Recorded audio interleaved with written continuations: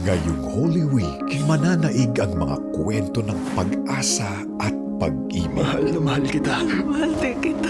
Iba't ibang uri ng pagmamahal Kahit nung bata pa tayo, wala akong ibang nagawa kundi maging pabigat sa'yo. Hindi yan totoo. Mababawi natin si Charlotte. Malapit na tayong matapos. Simulan natin bukas. Ang alin? To-die list ko. Di na raw ako gagaling. Minsan di ko matago yung galit ko sa mundo eh. Ano pang nakalista dyan? Anong nasa loob ng hawak ko ngayon? Lahat ng taong kilala mo? Siguro po. Ang mundong yon na nasa utak mo ay lalawak at magiging maliwanag at magiging detalyado yon at makulay. Habang nagtatrabaho ko, naglalaro ka lang ng mga robot? Senyora Vasquez, hindi lang to laro. Nakakuha ng trabaho sa Teledyne yung isang nanalo. Hindi tayo susuko. iba't ibang kwento ng sakripisyo. Makakalaban pa rin tayo. Hindi na natin kontrolado ang hanay. Ma'am, saan kami pupunta?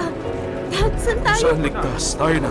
Sunod nakadiscover sa katawan ng Papa, makikitang subsub pa rin siya sa trabaho hanggang sa uli. Kung katiyakan lang ang meron at walang pagdududa, hindi magkakaroon ng misteryo. Gumigising ako sa katawan ng iba't ibang tao araw-araw. Mabubuhay lang ng isang araw para sa tao na yun. Minaramdaman ako hindi ko pa nararamdaman noon. Di pa rin ako makapaniwalang totoo to. At iba't ibang istorya ng pagtitiwala. Ang dami nangyayari.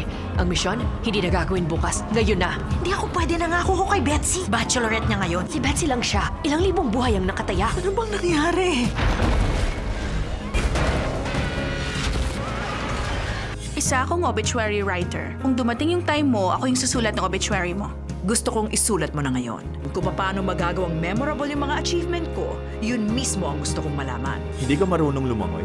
Hindi nga.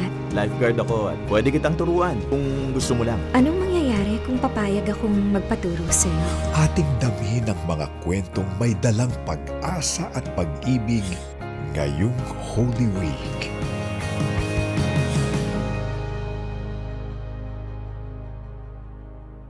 Yan, girl! Yan na